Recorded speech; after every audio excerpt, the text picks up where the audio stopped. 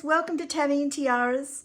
Well, as promised in last week's video, this week I'm doing a cooking video that's a little bit different because I'm going to make my old-fashioned recipe for meatloaf that's diabetic friendly, very healthy, super easy to make from things you've got in the pantry, I'm 100% sure. It's a recipe that was passed from my great-grandmother to my grandmother to my mum to me, and it's actually in my oldest cooking book that I've got, which is this one.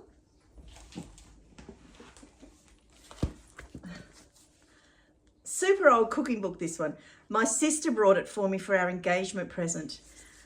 In here I've got lots of old recipes to do for you guys, but this one of Mum's is tucked away underneath, handwritten. Oops, things are falling out.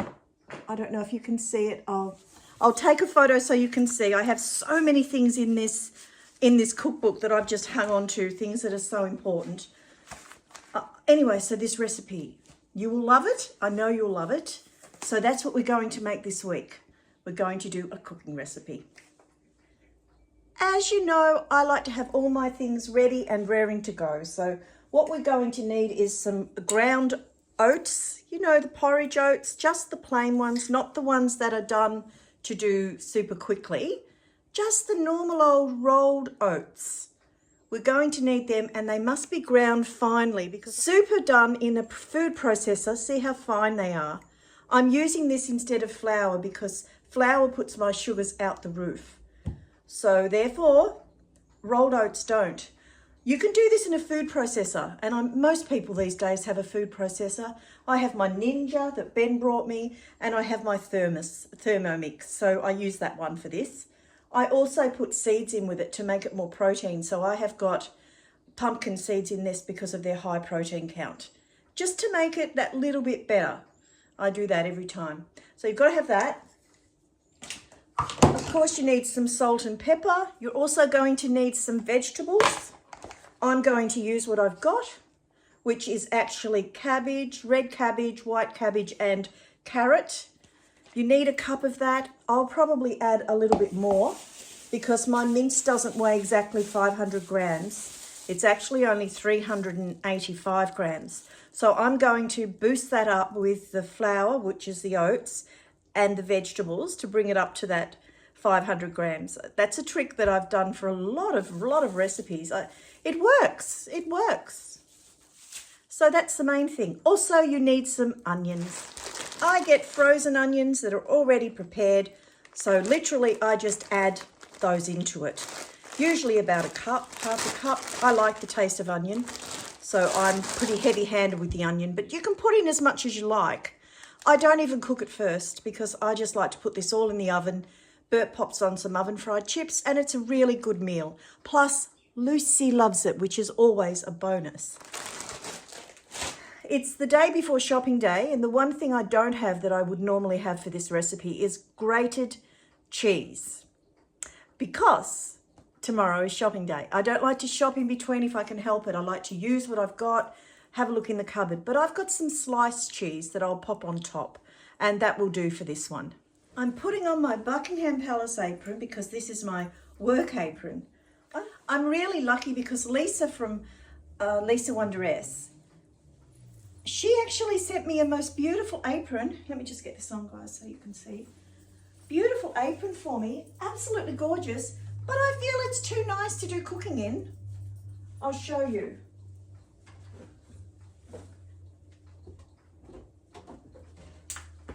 Isn't it gorgeous? Look at this. Look at this.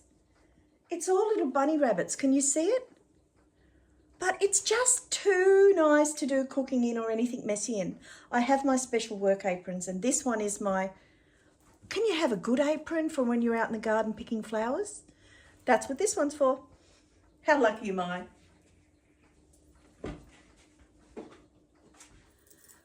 So let's get started. Into the bowl we are going to add, first of all, let's add our rolled oats. Sorry, I'm a bit out of shot with this. I need to be shorter, or need to be able to get the tripod higher. So we need 1 cup of them. thereabouts anyway.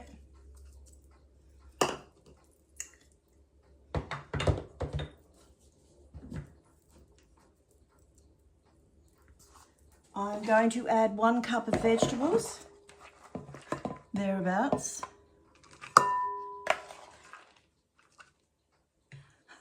It's a great way of using up vegetables that are actually getting a little bit past their use-by date. Going to add some chopped onions.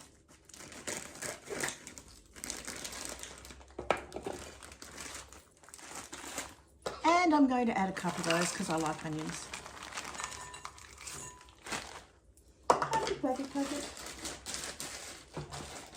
Then, of course, salt and pepper. And I'm doing this with my tiara on, guys. How clever am I? Look at this go. And I'm kneeling, half kneeling. So I'm in shot.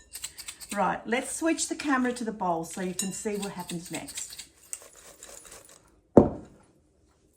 I can never get out the salt and pepper shaker, get it out properly with this. So I always have Himalayan rock salt loose, just for when I need it, like when you need a little bit more with cooking. Add that in, about 1/2 teaspoon. Never forget to add salt and pepper because the salt is so important for our bodies. I've ended up in hospital with low sodium, so I do not take it lightly. I add a little bit of all-purpose seasonings, just, you know, sprinkle, because that's a bit of everything.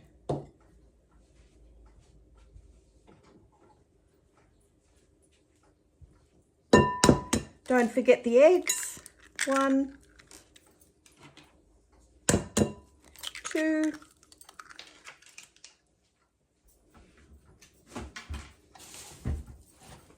and of course my beautiful ground mince, which I always like to actually, what I like to do before I do this is I like to dry it off with paper towel because I'm not frying it. In the original recipe, it says to use breadcrumbs, but if you're not diabetic, use breadcrumbs, that's fine. But I can't because unless it's my special bread, it puts my sugar up so much that even though it's got protein in it, they say there's protein in the bread, it doesn't help. I need to have the oats work for me better. So find out what works for you. So once I've dried that off, which it's dried, looks pretty messy, but this is what we do, isn't it, when we're cooks?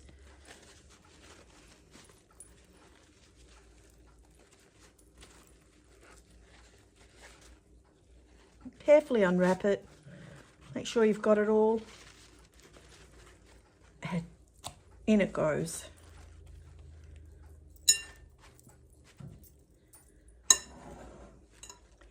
Mind you, I would normally use 500 grams of mince for this. But like I said, day before payday, using what I've got. So here we go. You people know me by now, know I like to use my hands. Quite possibly one day somebody will end up with a diamond in their food because I love my diamonds. I wear them every day.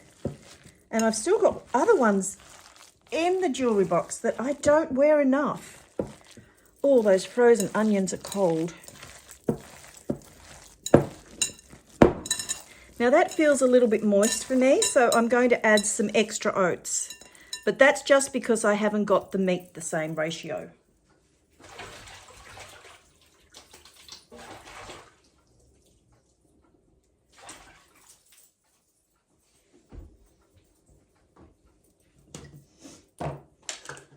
I'll add another 1/2 cup. You possibly wouldn't do this if you just follow the recipe properly. It's just that I'm whiz-banging at the same time. Which is what we do when we haven't got all the ingredients. Bert loves this. I'm so pleased he does because it's one way that he eats his vegetables because he just doesn't like to eat them. I have heaps, but he doesn't. He's not very good with them. So I'm very happy with that. That's all. Just keep mixing it till it's combined. I could have done this in the Thermomix, But I wanted to show you the old-fashioned way of doing it because this is the way I remember Mum doing it, and definitely my grandmother. So there we go. That's really good. Double check.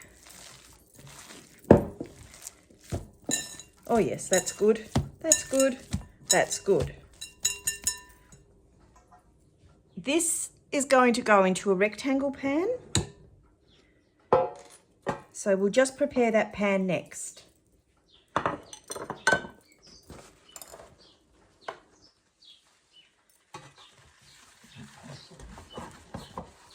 I use butter. I don't like margarine, never have. Don't know what's in it. And it's actually the only product of Aldi's I don't really like is their butter. But I have brought it there, but I'm going to change to Western Star butter because I think it tastes a whole lot better. Aldi's doesn't have enough salt in it. That's just my opinion anyway.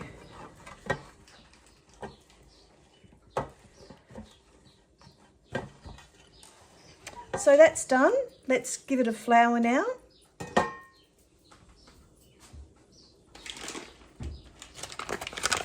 Flour it out.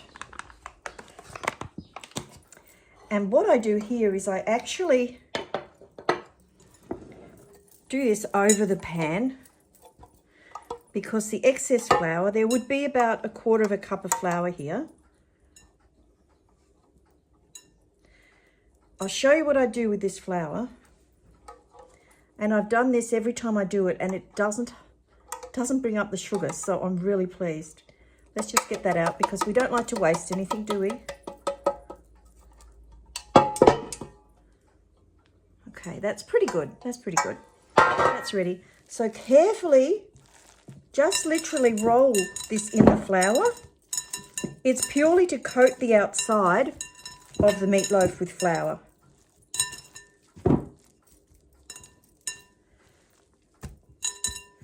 It becomes a ball. You just coat it with the flour on the edge.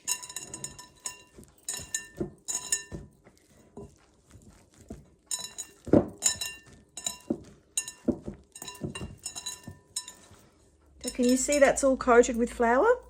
It's quite a nice little tight bundle. I like to put some seasoned salts in the bottom of the pan because I'm a firm believer in you can't have enough seasoning. Just a little.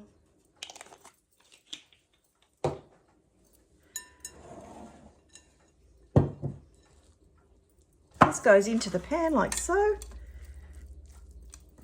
Literally press it out.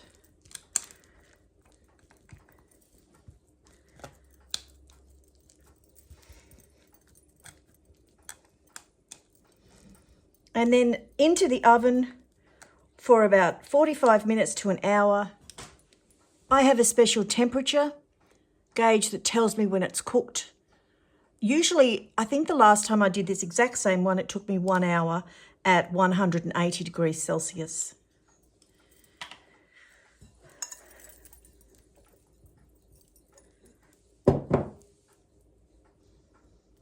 I'm just going to sprinkle a little bit more sugar on, a little bit more flour on the top of that, just to absorb any moisture. Tap that in, and that's it. That's it.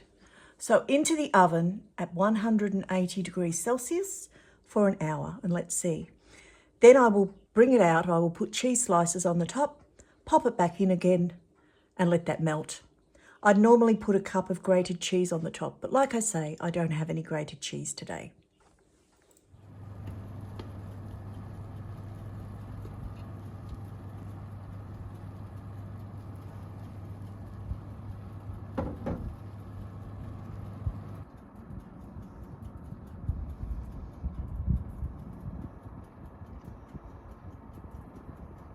I don't really worry too much if the cheese isn't perfectly on it. I just use what I've got. And that's what you can do, darlings. Use what you've got.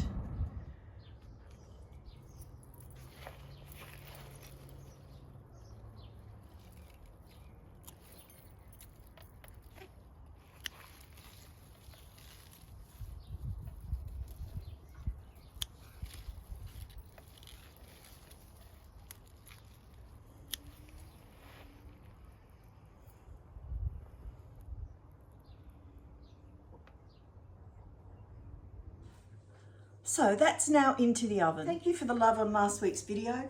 Bert has been for a bike ride, Judith. He went out for an hour and a half.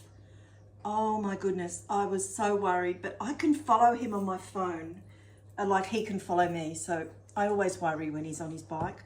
But anyway, he had a nice ride. He came back refreshed and feeling really good from it. So that's good. Alan's doing well, for those who asked. No hospital visits, so this is really good.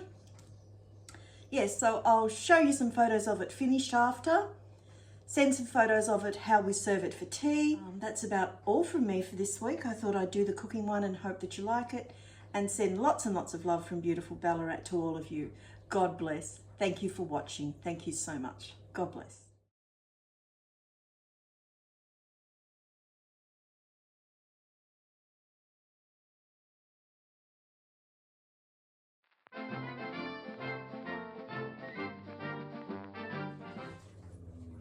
So